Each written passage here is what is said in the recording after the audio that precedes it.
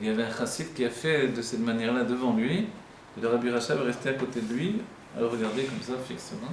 J'imagine qu'il s'est senti pas très bien, et le Rabbi Rachab lui a demandé, est-ce que tu es au niveau de faire ça? Aujourd'hui, le Rabbi nous a transmis cette manière de faire, et les enfants font Netilat Yadayim de cette manière. Vous voyez? Déjà pour démontrer quelle génération on est, et comment finalement la Géoula vient déjà dans notre vie. Pourquoi? Pourquoi il devait être au niveau de faire cette chose-là? Parce que Netilat Yadayim, c'est élever les sentiments dans leur source. Vous avez remarqué qu'on dit élever les mains, et Netila ça veut dire élever. Ça c'est Netila, l'itol est un sefer. Or, la plupart de nous, on pense l'ishtof et tamayim, et tayadayim. C'est-à-dire laver les mains. Or, on lave pas les mains. Il y a laver les mains et Netilat Yadayim. On lave les mains pour pouvoir les élever. Ce sont deux choses différentes. C'est bien que si on fait dans la mer, on va tremper nos mains dans la mer, on n'aura pas la même bracha. Parce que justement, le fait d'élever les mains n'est pas réalisé par le biais d'un cli qui a d'abord lavé nos mains. Alors c'est toute la question. Donc en fait, la question se pose également, aussi c'est une marcoquette entre les Sfaradim et les Ashkenazim, quand est-ce que je fais ma bracha? Avant la mitzvah ou après la mitzvah? Ça revient pour les nérodes de Shabbat également. Vous voyez? Pour le motzi, je n'ai pas compris comment ils font. Pour le motzi, je pense que c'est bon. Ils font le motzi, ils font la netila. Oui. Après, ils font la netila, ils font la bracha. Après, ils font Mizmor les David. Avant de prendre le motzi. Ah oui, je sais. D'après la Moazaken, c'est un F-sec, c'est une interruption. Non, mais chez eux, non. Ouais. Chez eux, c'est pas une interruption, effectivement. Et pourquoi chez eux, non, il y a un SB? Je sais pas.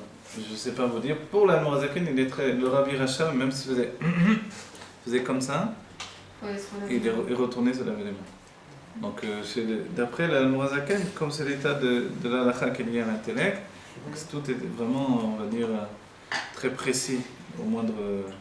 Mais tout est lié au fait de ne jamais faire une interruption. Le khatsitsa. Voilà. Qu'est-ce qu'on disait? Juste le netilat yadayim. Voilà. Et on a dit le fait de dire la bracha avant ou après.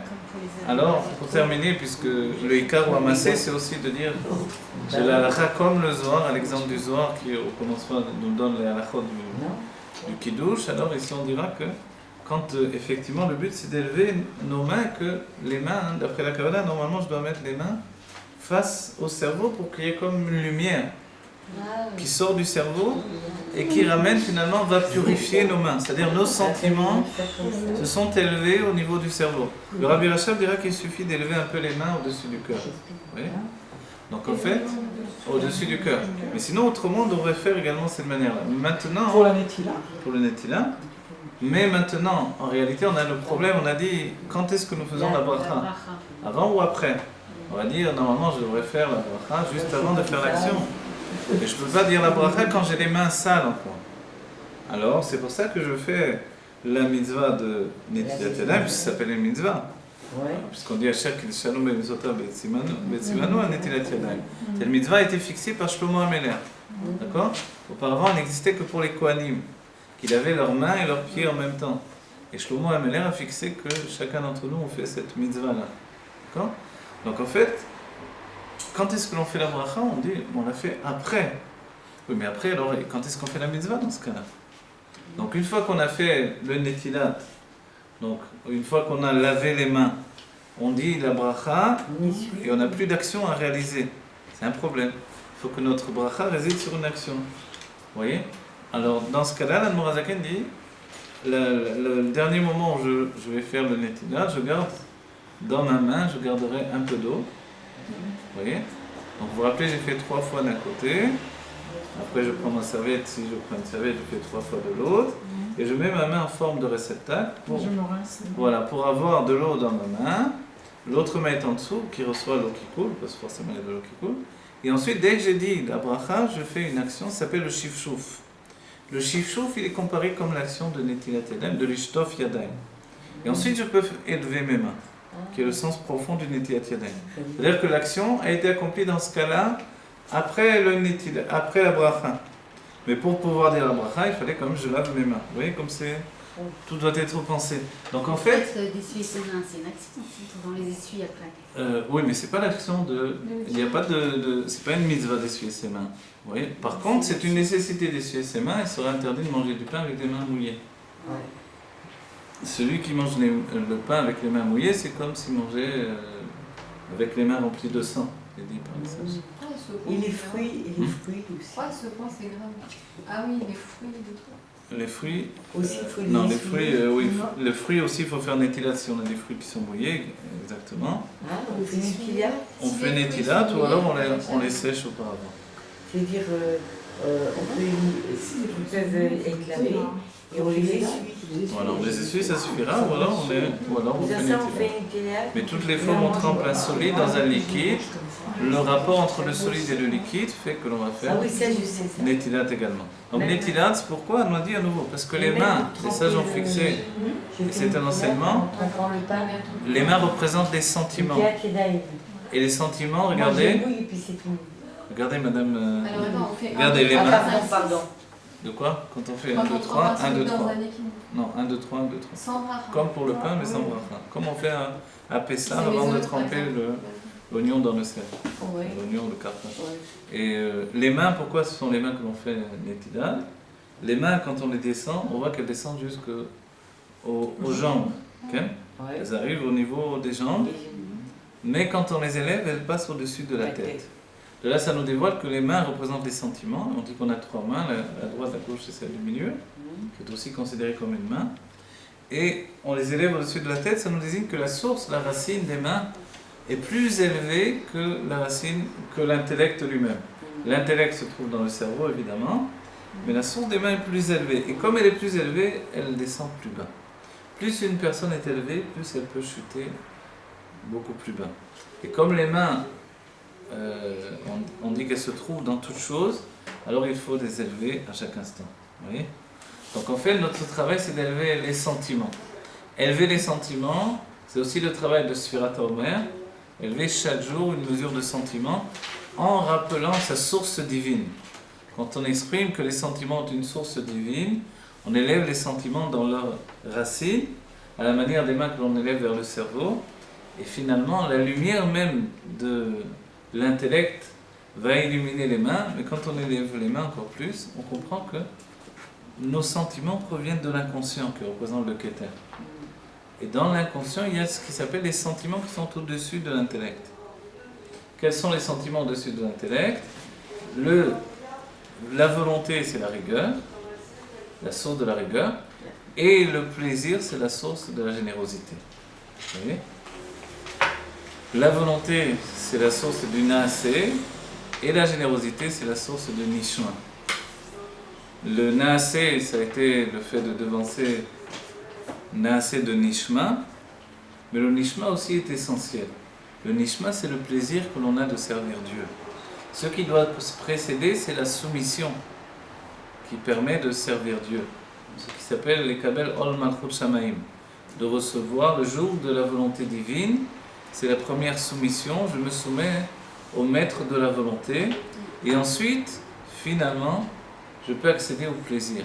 C'est les deux situations qu'est avadim ou qu'est banim.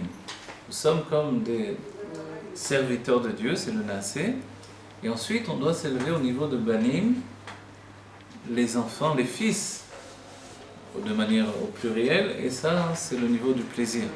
Un enfant naît du plaisir des parents, vous voyez? Il ne suffit pas de l'action, il faut également le plaisir.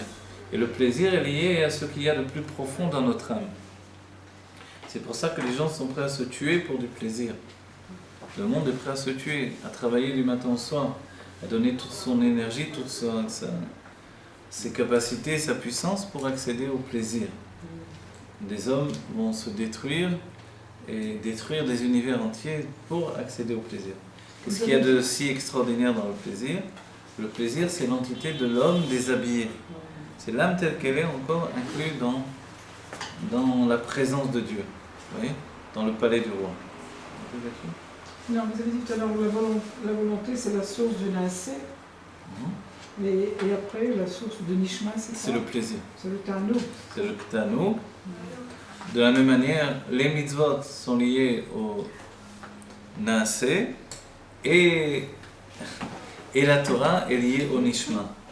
De faire des mitzvot, a priori, ça ne nous donne pas toujours un grand plaisir, mais d'étudier la Torah, alors c'est là où on ressent du plaisir. C'est-à-dire que celui qui ne ferait que faire des mitzvot, même la Torah uniquement en tant que mitzvah, c'est-à-dire de dire un peu avec le matin, un peu avec le soir, comme le fait de dire le Shema Israël, représente l'étude de la Torah également. Alors en fait, de faire cette action-là, ça reste au niveau de l'action. Mais je n'aurai pas un plaisir. Il faut aussi que je puisse avoir du plaisir, et c'est le fait de la Torah. Par la Torah, je me désigne comme un fils de Dieu, vous voyez, Banim, et non pas simplement Avadim. Tout ça, ça nous mène à Matan Torah, un Shavuot qui arrive. Donc, depuis le Béar, sur le Har Sinaï, a été donnée la Torah, qui inclut également même les halachot qui ont été donnés dans la terre d'Israël, comme la Shemitah. Mais ensuite, la réalité, c'est que je dois aller dans les chukot d'Akadosh Baruch Hu. Et le Im Bechukotai, le Rashi nous dit que Dieu nous supplie. Je vous en supplie, allez d'après mes décrets. On va dire pourquoi Dieu nous supplie, parce que c'est bon pour nous. Il ne supplie pas pour lui-même.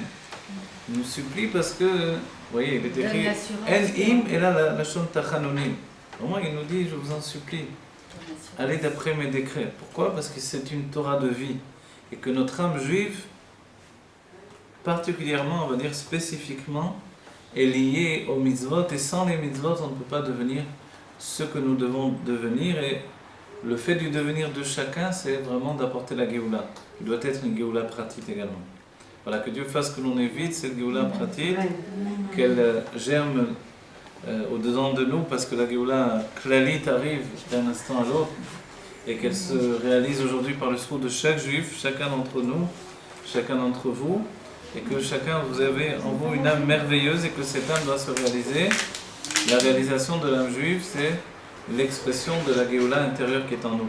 Et la Géoula, le Rabbi nous dit, c'est le Mashiach qui est en nous, le Moshe qui est en nous, pour terminer le Adam dans toute son entité générale, de Aleph Dalet, Aleph même Dalet, ou Dalet même, et aussi une... Alors, le Adam, lui, il doit aboutir à quelque chose de très très grand. Qu'est-ce que c'est ce qu'il y a de plus grand? C'est que quand on est très grand, finalement, on est capable d'aimer ceux qui sont tout petits. On voit que le Nassi Ador est le plus grand de toutes les générations passées, parce qu'il inclut tous les princes de toutes les générations passées au-dedans de lui. C'est un enseignement essentiel du Rabbi. Et de ce fait-là, il est plus grand a priori que tous les hommes du passé, mais celui-là, il aime justement les êtres les plus petits, les hommes les plus simples de tous les temps, ceux que nous sommes. Et en même temps, en contrepartie, on a reçu la Torah la plus élevée de tous les temps, qui est une préparation à la Torah Chadashah Metitetzia. Voilà, que l'on réalise le Aleph dans la Gola, et que notre Gola, cet exil, devienne une Géoula. Concrètement, on a donné du concret, on a parlé même de Halachot aujourd'hui, que notre vie elle devienne une vie de bien tangible et véritable. Amen. Que Dieu fasse que l'on devienne tous riches, Amen. Matériellement, spirituellement et matériellement, Amen. Et que finalement il n'y ait plus de souffrance, plus de mal, plus de mort, et que Dieu détruise la mort pour l'éternité, c'est un passouk, hein? Bilam avec la Netzar, et qu'il efface les larmes sur tous les visages également. Voilà. Que ce jour il soit pour les non-nishma de Hubert Avraham Ben Chana, que très bientôt on le revoie dans la Géoula Mitivah Shlema, Betchiat HaMetim, la résurrection des morts avec tous les sages réunis. Que ce soit pour la Refoua Shlema de Shmuel Raymond Michel Ben Elia, qu'il ait une bonne santé dans son âme et dans son corps. Également à Zivouk, à Boun pour Jessica Bat Rosemont, Shoshana, voilà, et qu'il n'y ait que du bien tangible et véritable. Et la fois Shema pour Léa Achaya Bat Chana. Et un Zivouk pour Melucha Rachel. Parce que voilà, elle le mérite et que c'est une âme merveilleuse et certainement elle a son zivou qui est ici dans le monde, voilà, que Dieu leur donne de se rencontrer, voilà, qu'il n'y ait que les brachot, la Géoula Mitivah Shlema, un grand